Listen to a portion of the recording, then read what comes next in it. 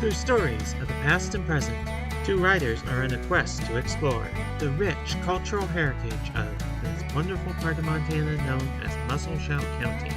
This is Meanderings Along The Musselshell. Hello, I'm Buck Barkley. And I'm Grandmother Sage. Today we are going to the junction of Highway 12 East and Highway 87, just outside of Picayune's IGA. Back in 2005, this was the starting point for two sisters who made a very special walk. Two Sisters, a Mother, and a Marathon Walk by Edith Sloan. This is the story of two sisters, Darlene and Tony. It all begins with the example of their mother, Ann Preshern, who had trekked from Roundup to the small town of Musselshell, 23.5 miles east.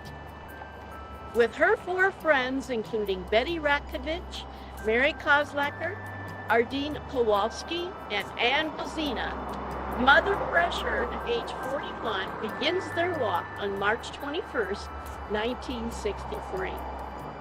A strong northeast wind and dropping temperatures soon met them as they trekked east. They just kept going. Within a mile of Musselshell, 4 of the 5 hikers accepted a ride for the remaining distance. The oldest of the group, Mary Kozlacker, about age 51, regular walker wearing walking shoes, continued to the finish.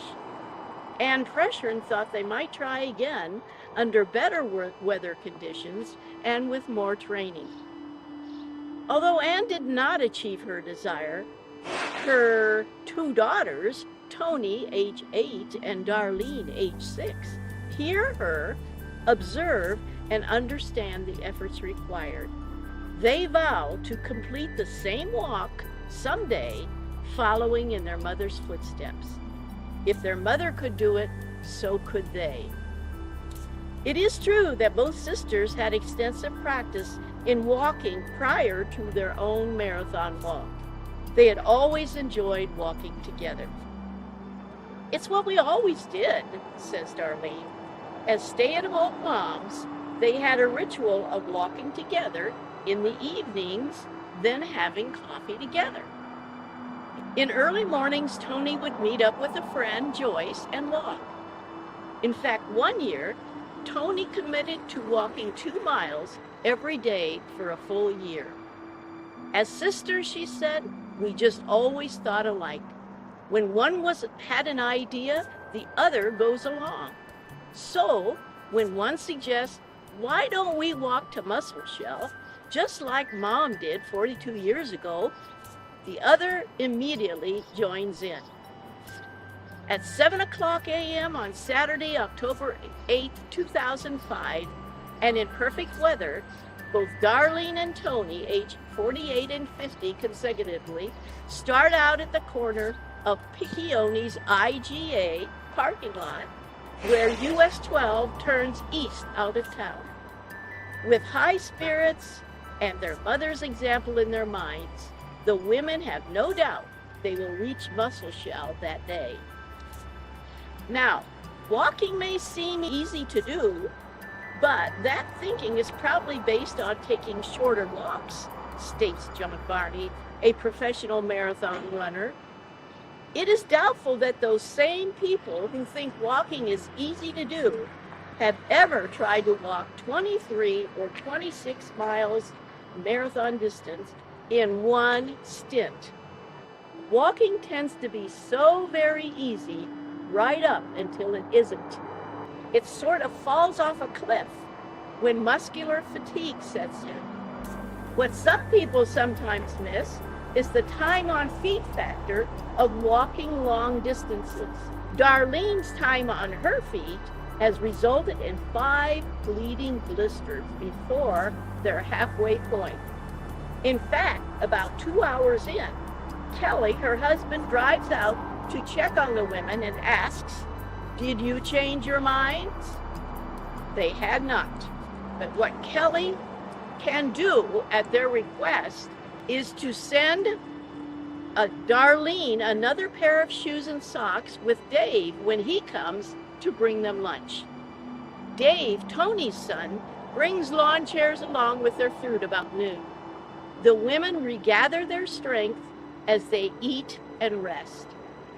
They refuse, however, to linger. They might get too comfortable. If you gotta crawl, Mom, you do it.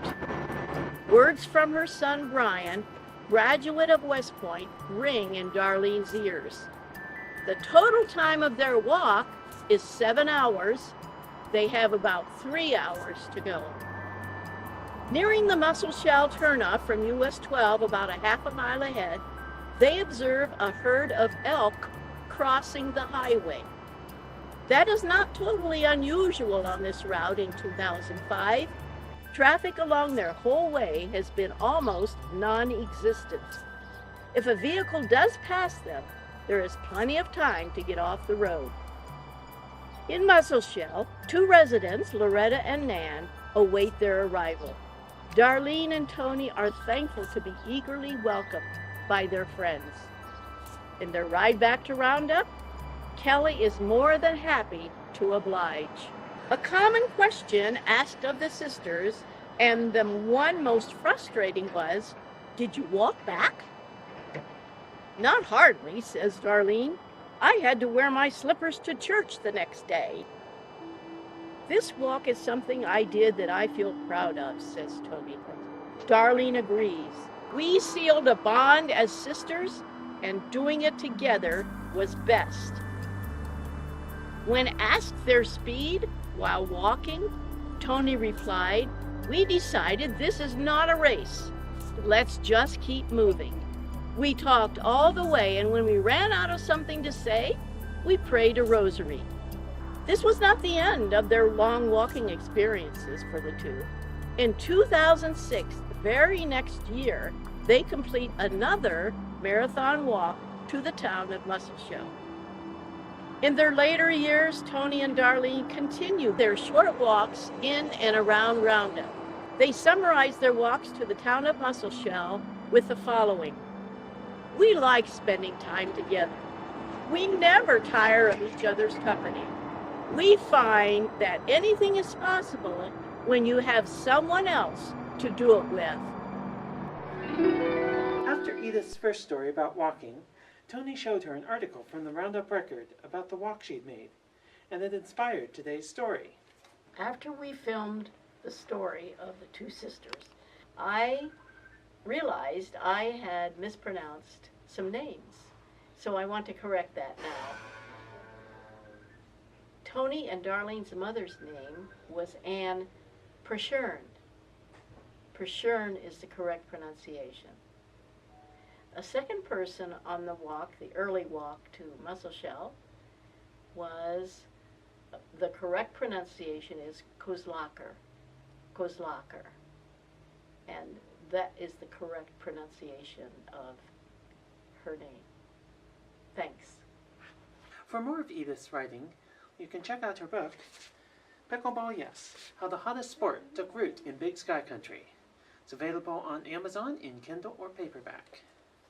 Join us next time for some history that you wouldn't ordinarily find in a book.